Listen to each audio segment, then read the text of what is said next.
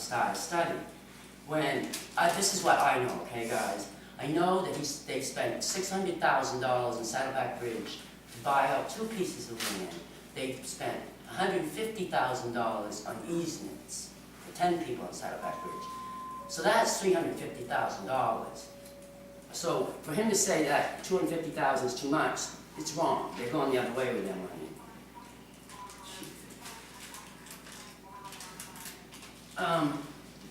You are aware that Woodstock is 50 decibels, right? Not 45. That Woodstock changed their whole decibel system.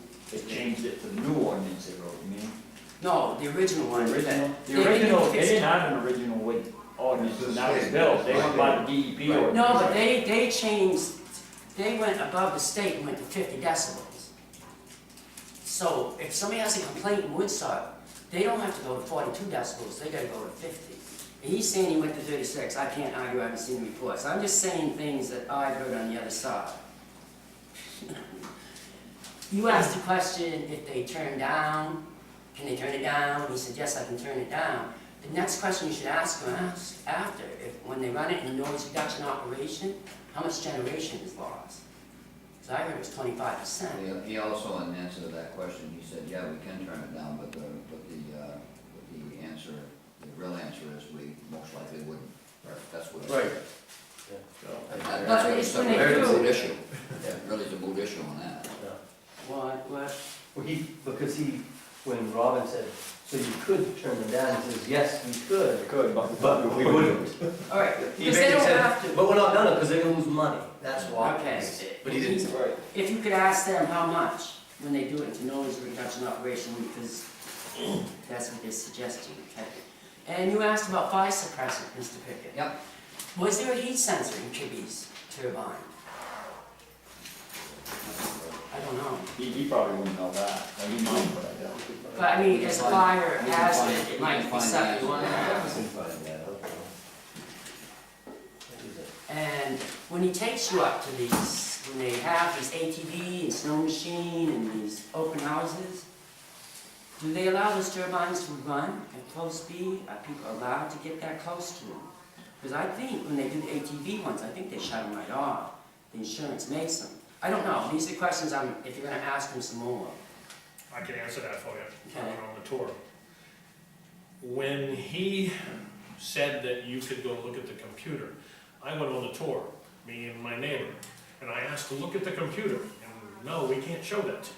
And all of a sudden, he's willing to show you guys the speeds, because I was interested in what the production was for the day, because on the tour there was 2 turbines running, and one of the responses I got from a technician was, well, we don't want something to happen with somebody under it, because they had a tent pitched right under it. Now this is, right from the people on site, and they weren't running. They had 2 running, one on one side mountains, one on the other side, way away from it. So when we're looking at this, the most, everybody in this room who is from Dixfield, what's the most important thing in your life right now? It's your property. And he explained point blank why they are succeeding in doing what they're doing. And we had O'Donnell and Associates here a couple weeks ago when I requested them.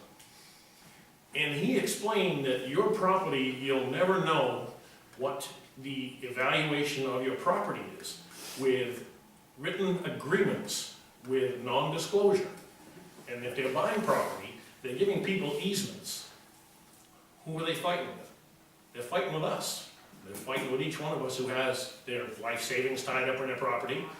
So now we're talking people in a certain area who are going to have their property and never know what the value of it is, because if you have to negotiate with somebody. This, to me, should be somewhere that it has to be brought out in the open. I don't know how you do it, I don't know what the legal ramifications are, but if you're living in a town and they're making an easement with a property owner who has a legitimate beef, and they can't talk about it, none of us will ever know 5, 10 years down the road when your neighbors sell 2 or 3 of their houses, according to O'Donnell Associates, they need a bucket full so they can determine your evaluation. They won't have it because these people will